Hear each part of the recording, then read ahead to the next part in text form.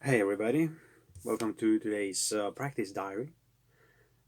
I'm going to talk about some really familiar stuff this time. Excuse me.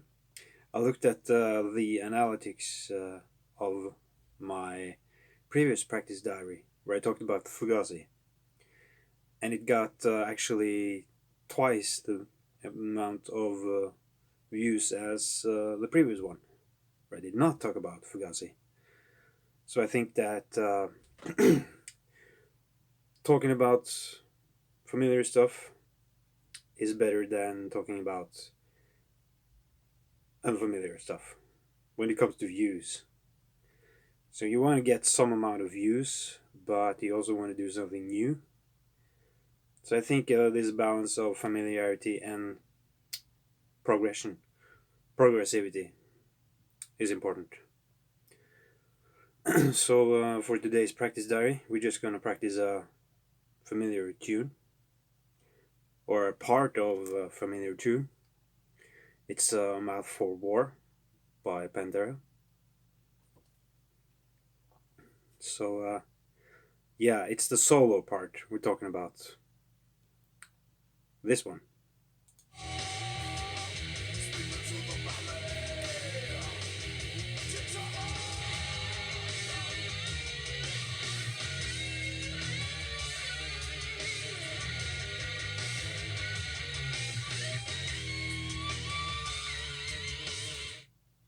That part. So I'm thinking this in G sharp minor. That's roughly the note choice. And if we start from from G sharp and play the available notes in the riff, this first part of the riff,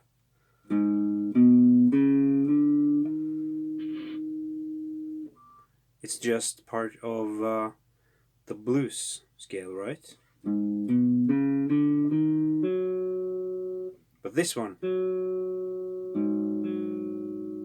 the flat seventh is not included.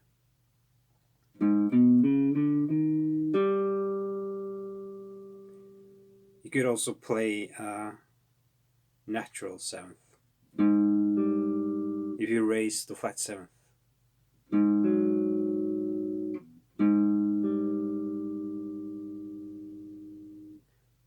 I think we're gonna go for flat seventh in this video.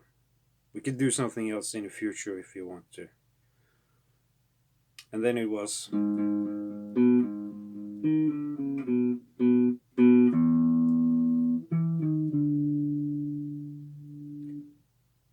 That's roughly what's it.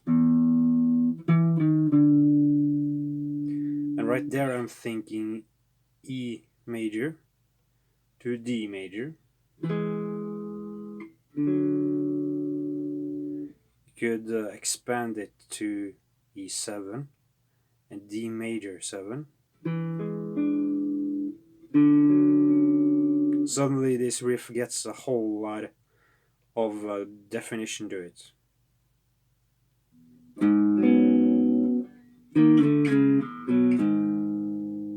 That's kind of the riff like.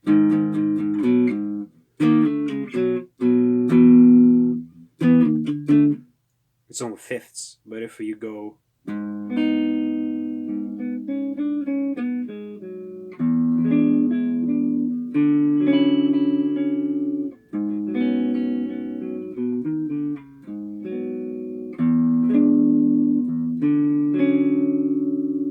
it started sounding a lot more like maybe jazz. I mean, it's seventh chords. And jazz, that's like only seventh chords. But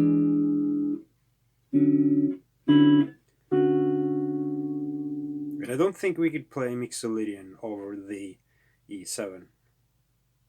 I'll try to explain why. Because we get E7 to D major 7, but there is no A in E7, because then it would change the character of the chord. Because this is E7.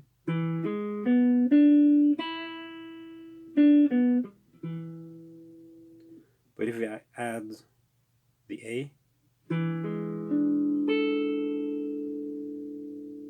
this is the 11th. And then it would be a sus chord. And then I'd mix both the 11th or the 4th step and the third, major third at the same time.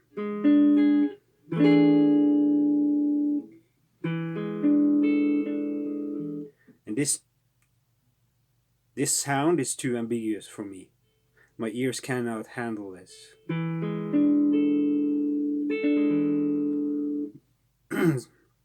So we could just do it really simple, and we could just ignore any chord scales. And we could just play E7. Or maybe even just E major. Because there's plenty of definition in this. And when I'm changing to the D major, you hear that?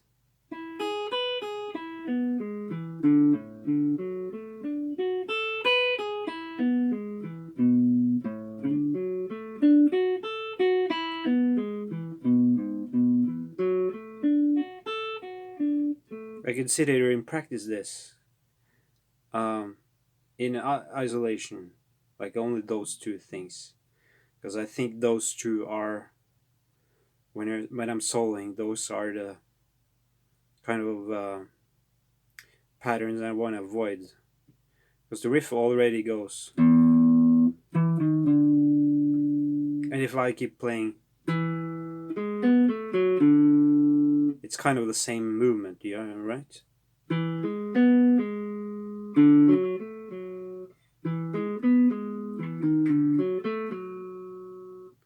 The riff is just, and if I do the same thing as the riff, my soloing won't have the same impact on people. Because if I gotta practice this for 10 minutes and all I'm doing is just,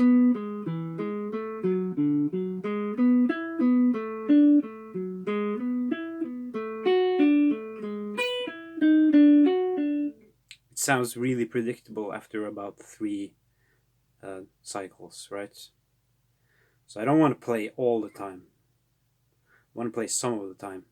And the thing about this riff is that it's very defined. The blues scale is already defined, and the Mixolydian, or the E7,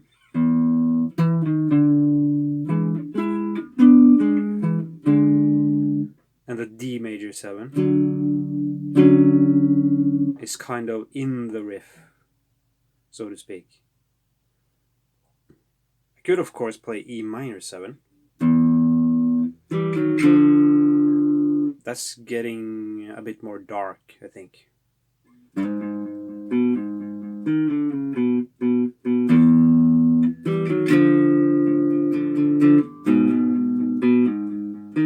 Then it's getting only minor chords. And then it's becoming black metal. Black metal is only minor chords. If you want to write black metal, just use minor chords. And then move them around in a cool way. And get a good drummer.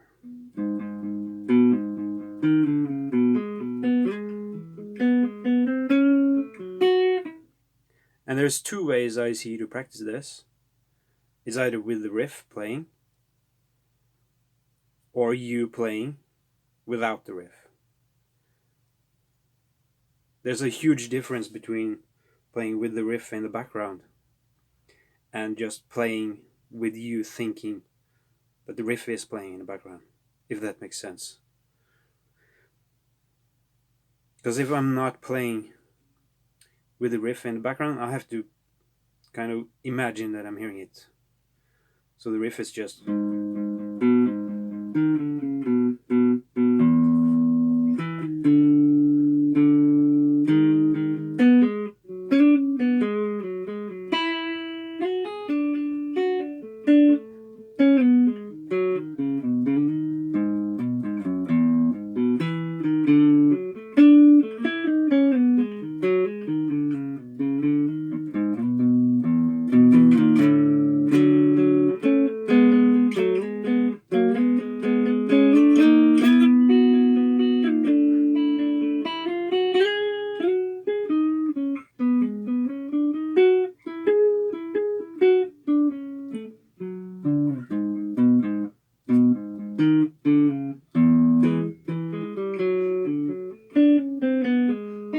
Okay, now I'm starting to repeat myself.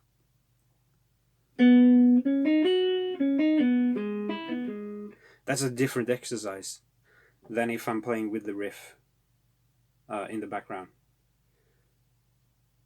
I could do that now.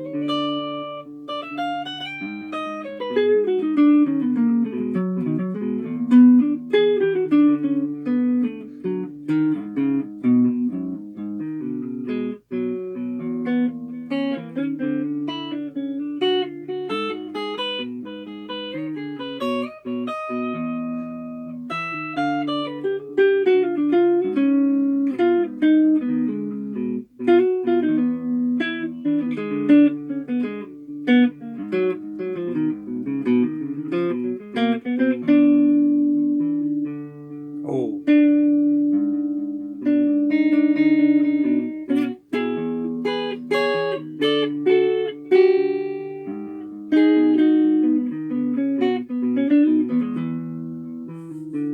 Yeah, now I'm taking a whole lot more chances rhythmically, and they don't always work. But I can't take those same liberties when I'm playing just solo, like all alone, because I don't get any assistance both and don't get any assistance orally or rhythmically, because there's a whole lot of assistance in playing with this riff. But if I start playing as imagining that the riff is not there, then it's gonna sound a whole lot more like just the riff.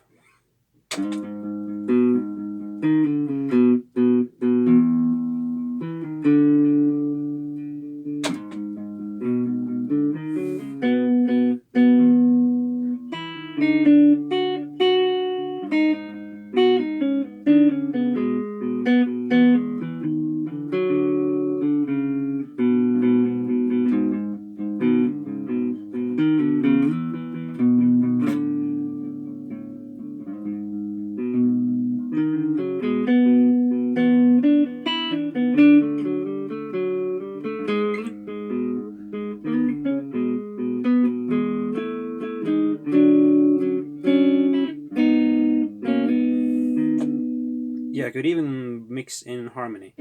I think I did that in a previous take.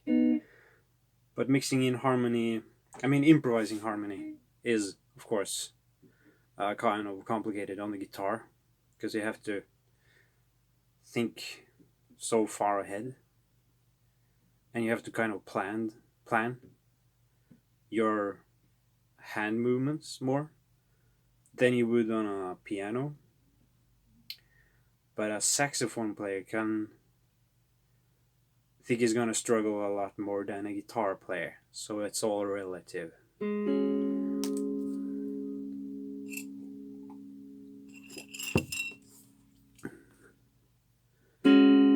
I could even use diminished or augmented scales. Now, augmented scales are quote unquote unnatural because they don't occur naturally in the natural tone series.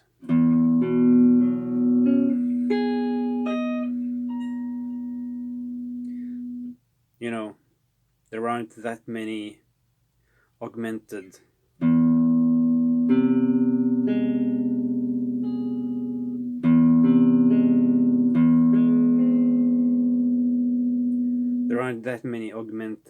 sequences in the natural tone series, which is fine nowadays. And I'm playing it in a very slow tempo compared to the original. And I think you have to start somewhere. You can't just play as is. You kind of have to build up to it. So maybe you use 1 month listening to the riff.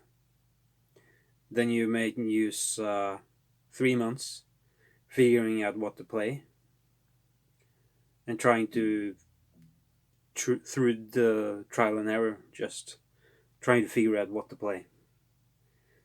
And then after a year of playing, you might get good enough to play it with somebody else. I mean, in a concert setting. The whole song, I mean, like, not just and it's very short. If you play this in a cover band, you're not gonna get 10 minutes of improvising into it. So you have to be really selective, and it has to be extremely good. Because if you play Pantera in a cover band, the crowd is probably gonna lose their mind. So it has to be up here, not here. Yeah, it has to be way up here. It has to be a 10 out of 10. Because otherwise the crowd is gonna... Yeah, they don't like it when you play their songs poorly. In my experience, at least. So maybe we'll try to keep the tempo down.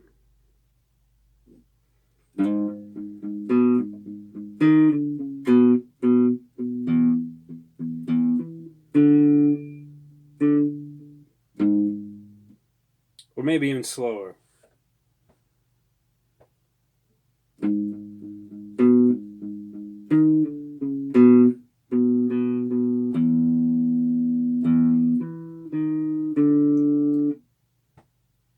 Yeah, if you just slow it down way more than you can comfortably play, that's a good lesson.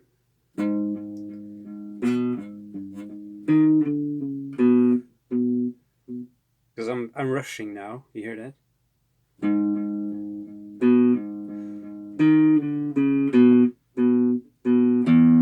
I think that's better, to kind of aim slower, aim slower, aim for a slower tempo. Because the ears tend to naturally gravitate towards the original tempo of whatever you're playing. Back to familiarity, right?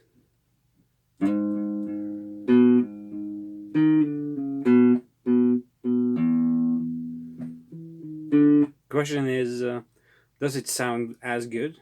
Can I make this riff sound as good, slow, as I did playing it faster? That's kind of a challenge now, to make it sound good in all specters of rhythm, to say. I'm not changing the time signature or displacing it. I'm just changing the tempo. So that's very slow.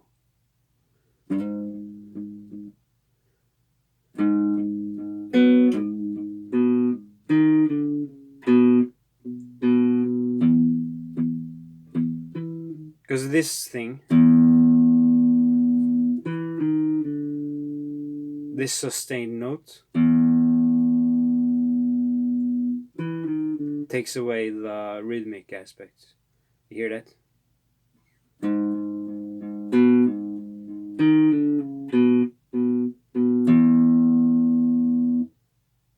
Because you can't hear the subdivision, you can only hear the sustained note. So it's getting harder to play over it.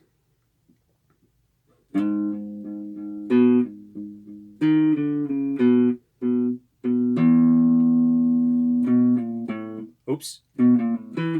Play the wrong notes. Yeah. Yeah, we could change the riff later. Maybe even play it.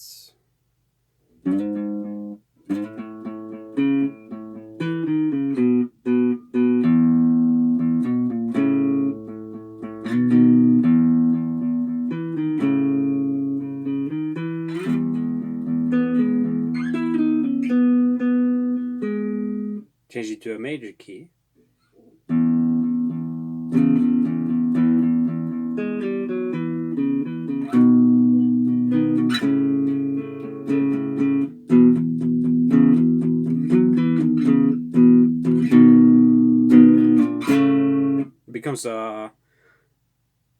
It becomes a different song now. Yeah, that's a digression.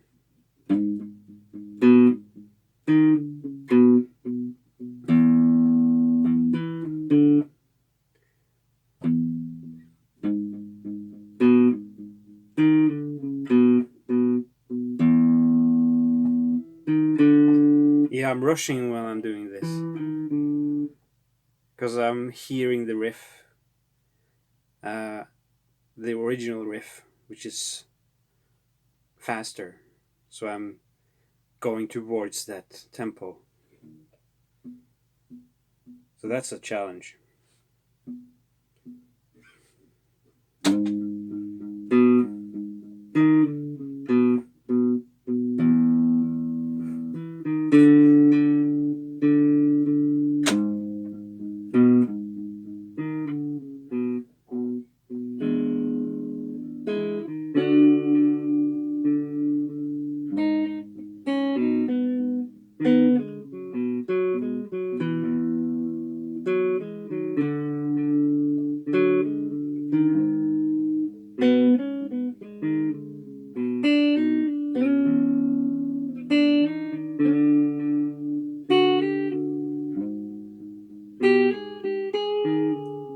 Yeah.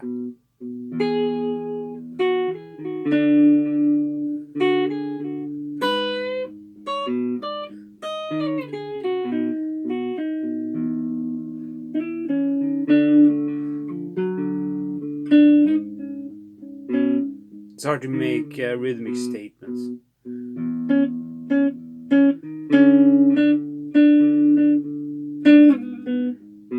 That's one statement.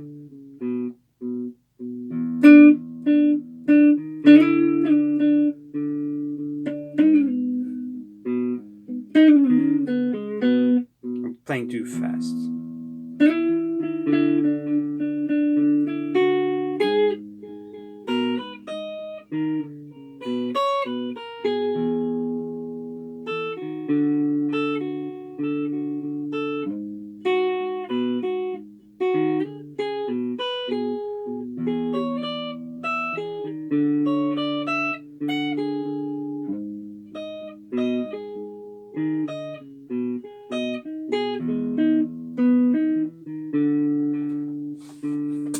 Yeah, this is a challenge.